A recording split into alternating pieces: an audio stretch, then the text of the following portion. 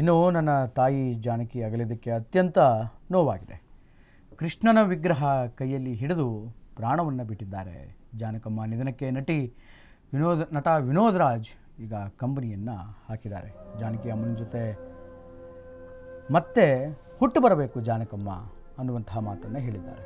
ನನ್ನ ತಾಯಿ ಜಾನಕಿ ಅಗಲಿದ್ದಕ್ಕೆ ನನಗೆ ಬಹಳ ದುಃಖ ಆಗ್ತಾ ಇದೆ. ಕೃಷ್ಣನ ವಿಗ್ರಹವನ್ನು ಕೈಯಲ್ಲಿ ಹಿಡಿದು ಪ್ರಾಣವನ್ನು ಬಿಟ್ಟಿದ್ದಾರೆ ಜಾನಕಮ್ಮನ ನಿಧನಕ್ಕೆ ನಟ ವಿನೋದ್ ರಾಜ್ ಈಗ ಕಂಬನಿಯನ್ನು ಮಿಡಿದಿದ್ದಾರೆ. ನಟ ವಿನೋದ್ ರಾಜ್ ಅವರು ತಮ್ಮ ದುಃಖವನ್ನು ತೋಡ್ಕೊಂಡಿದ್ದಾರೆ. ಜಾನಕಿಯಮ್ಮ ಮತ್ತೆ ಹುಟ್ಟಿ ಬನ್ನಿ ಅನ್ನೋಕ್ಕೆ ಸಾಧ್ಯವಿಲ್ಲ. ಅಂತಹ ಮಹಾನ್ ವ್ಯಕ್ತಿ ಮತ್ತೆ ಹುಟ್ಟಿ ಬರಲ್ಲ ಅನಿಸುತ್ತೆ. ಇದು ವಿನೋದ್ ರಾಜ್ ಅವರ ಮಾತು.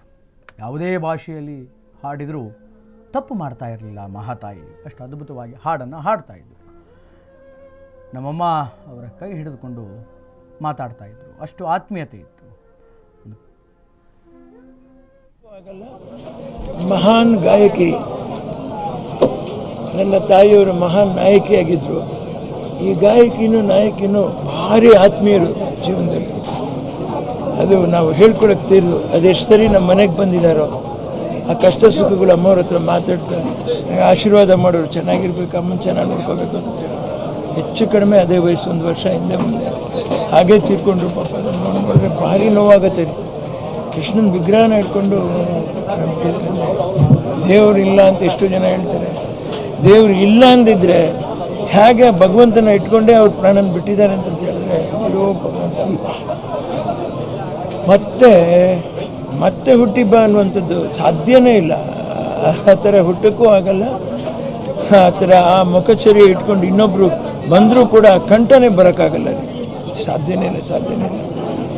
ನನ್ನ ಅಂದಾಜಿಗೆ ಅವ್ರಿಗೆ ಸಿಕ್ಕಿರೋ ಪ್ರಶಸ್ತಿಗಳೇ ಸಾಲದು ಅಂತ ನನಗನ್ನಿಸ್ತೀವಿ. ಏನು 48,000 ಹಾಡೋದ್ರ ಮೇಲೆ ಎಷ್ಟು ಭಾಷೆಗಳೆಲ್ಲ ಹಾಡೋದು. ಅರೇಬಿಯಾ ಭಾಷೆನಲ್ಲಿ ಆಡಿದ್ದಾರೆ, ಜಾಪನೀಸ್ ಭಾಷೆಯಲ್ಲಿ ಆಡಿದ್ದಾರೆ. ಇಂಟರ್ನ್ಯಾಷನಲ್ ಪ್ರಶಸ್ತಿ ಒಂದು ಸಿಗಬೇಕು, ಒಂದು ದಾದಾ ಸಾಹೇಬ್ ಫಾಲ್ಕೆ ಪ್ರಶಸ್ತಿ ಸಿಗಬೇಕು ಖಂಡಿತ. ಅಂಥ ಕಂಠ ಎಷ್ಟೋ ಮಿಸ್ ಮಾಡ್ಕೋತೀವಿ. ಕೆಲವು ಶ್ರೇಷ್ಠ ಕಲಾವಿದರು ಇವತ್ತು ನಾವು ಮತ್ತೆ ಕೊಡ್ತೀವಿ ಅಂದರೆ ಅವರು ಇಲ್ಲ. ಅಮ್ಮವರು ಇಲ್ಲೇ ಇದ್ದಿದ್ದಾರೆ ನೋಡಿ.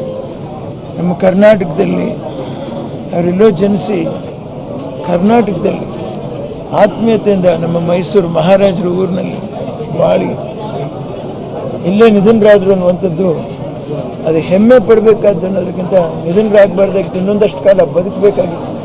ಅವ್ರು ಹೇಗೆ ಇಲ್ಲಿ ಅವ್ರ ಕಂಠ ನಾವು ಕೇಳಬೇಕು.